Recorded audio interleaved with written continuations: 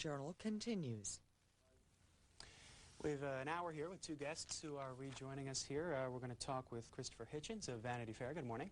Morning. Welcome back. Thank you. And we're going to talk with David Frum, an author and a member of the Manhattan Institute. Good morning to you. Thank you. What are you reading today? Well, the first story that caught my eye was the story that was in both the Washington Post and the Washington Times. A team of Columbia University researchers has come up with some disturbing findings about the rising incidence of child poverty. This is one of these stories that is a profound trend in American life, but somehow never seems newsworthy enough to actually break through the usual noise of the broad trends. Here's what they found.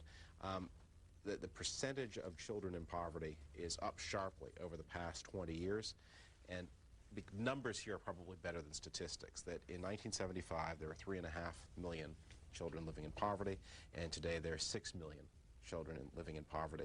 Now what's striking, and the reason to look at both stories, is that the two newspapers implicitly give the Washington Post and the Washington Times different explanations of why this is so. And in a way, this is the Times story we're looking at, by the way. Okay. And in a way it sort of sums up a lot of the ideological debate in America about what is going wrong with the country. The Washington Post story follows the Columbia researchers in believing that the main problem is the declining rate of pay. At least that's available to the less skilled, that it's more difficult for less skilled people to find work, so they are poor and therefore their children are poor. The Washington Times story emphasizes that it's family status that has everything to do with it, that of the children who are poor, only 8% of poor children live with a married mother and father. 92% live either with parents who are living together common law, which is usually a very short-term arrangement, or in single-parent households. And so that you've got the statistical evidence, the facts right there, to come up with whichever view you like. Is that child poverty is a result of changes in the labor market? Child poverty is the result of changes in American family structure. Christopher Hitchens, I'll give you a chance to respond to that, and you have a different interest this morning as well. Got to be said that there's something superficially plausible about shortage of money as an explanation for poverty, though, I think.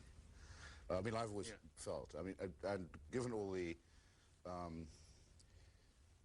I won't give it its right name, all the nonsense talked about family values, or the incessant stress placed on them, it is still a pretty amazing reproach that the number of children living in absolute poverty should be going up in the way that it has done. In Sweden a few years ago, the country I think probably most disliked by the American right, maybe even more than Cuba, I sometimes think, it was found that you could take a child out of a class in any school at random and run the ruler over it, its teeth, its skin, its calcium, rate of growth, and all that kind of thing. And having run the ruler over it, you could make no guess at all about the social class or occupation of its parents. That's what I would call a social democratic achievement. Imagine how far one is in America from being able to do that. You can tell more or less at a glance what the social class or origins of a lot of people are.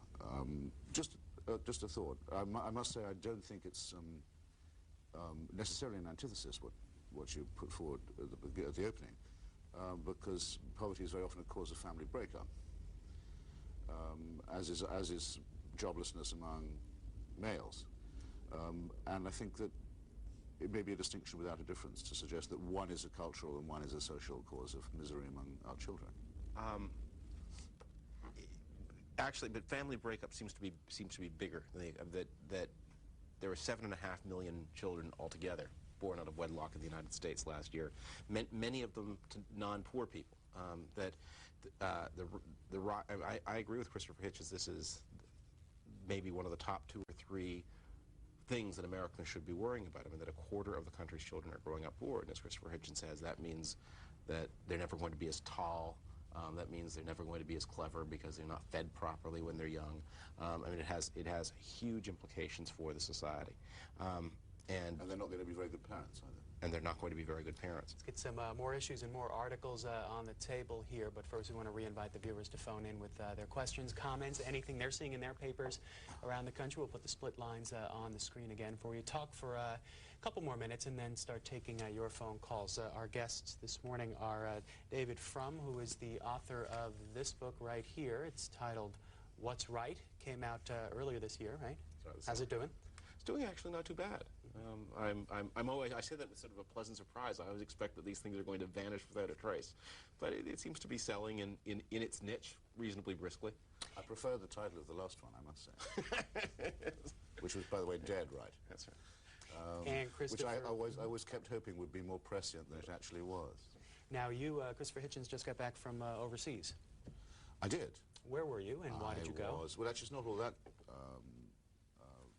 Last week, just before Thanksgiving, I was in Cyprus, which I think is a very important subject, very much off the American radar screen at the moment, but I predict about to come back. The situation in Cyprus is deteriorating, I believe. The overall rivalry between Greece and Turkey is intensifying, but the situation in Cyprus itself is intensifying independently. The Turkish position is becoming much harder. They've just adopted what I would describe as a shoot-to-kill policy against people who protest against the Turkish partition of the island. 3 people were killed over the summer in cold blood as a result. And it's one of those stories that everyone feels they know and has been filed away on the... Actually, you can't file something on a back burner, can you? But you know what I mean. Has been stored and looked like a permanent petrified stalemate, but in fact the stalemate is becoming unstable, and so I went to have a look at that and try and update my book on the subject.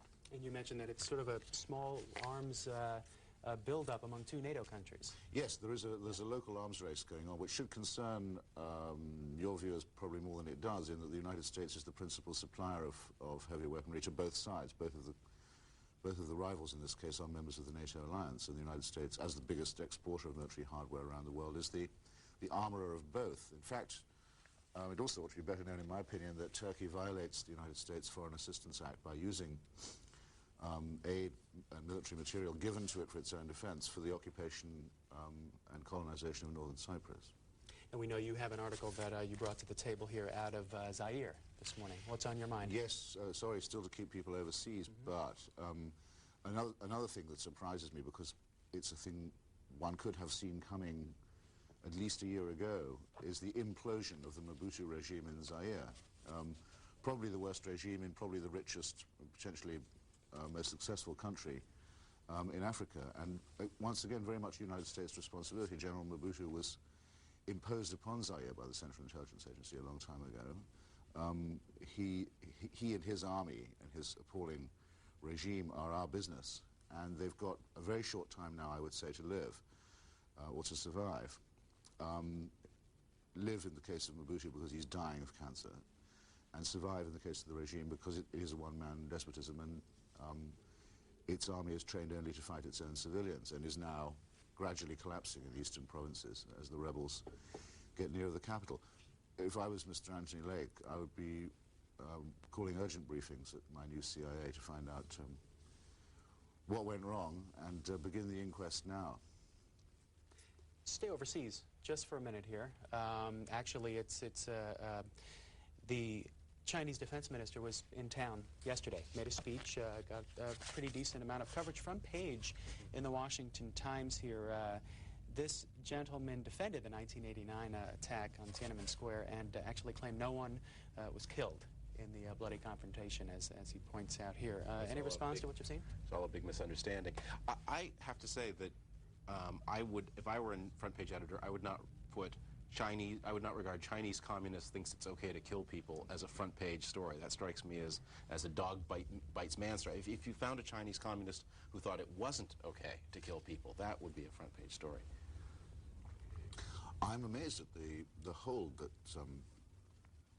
the Chinese seem to be able to exert over Washington, and the way that this must be the 3rd administration running that they've managed to humiliate, that's come into office saying, look, we really do intend to make human rights a priority in our China policy, and then has reversed itself.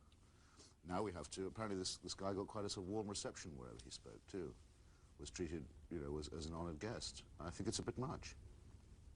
He was, according to this article, shunned by most Republican members of Congress, though, during a breakfast reception on Capitol Hill that was attended. Well, that's probably because it's the Democrats' turn to be groveling to China. It would have been the other way around if it had been the Bush administration. What else are you reading? The Republican Party won control of the Texas Texas State Senate for the first time since Reconstruction.